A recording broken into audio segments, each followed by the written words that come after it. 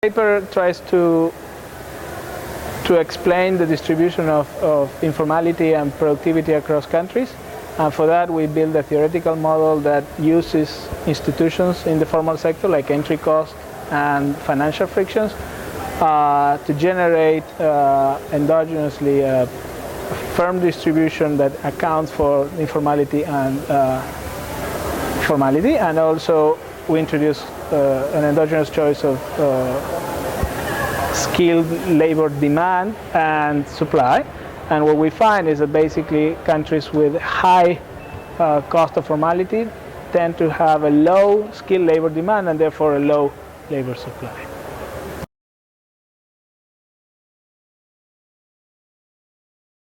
The model replicates what we observe across country fairly well.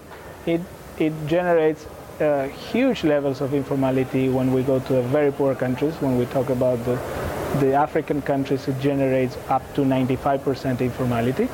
It also does a good job in the intermediate countries, like the Latin American countries, where informality is about half to two-thirds of the labor force.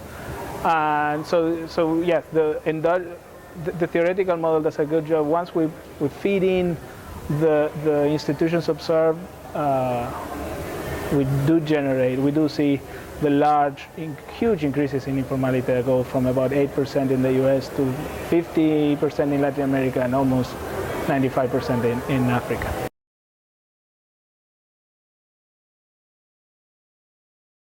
Well, the policy implication is simple. Low cost of formality should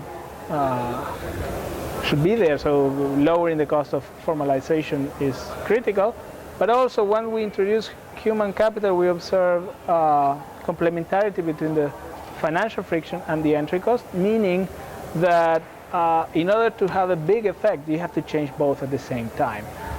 Changing only one friction is not going to make much of a difference. So the policy implication is clear. If you want to improve productivity, lower informality, you have to do both at the same time.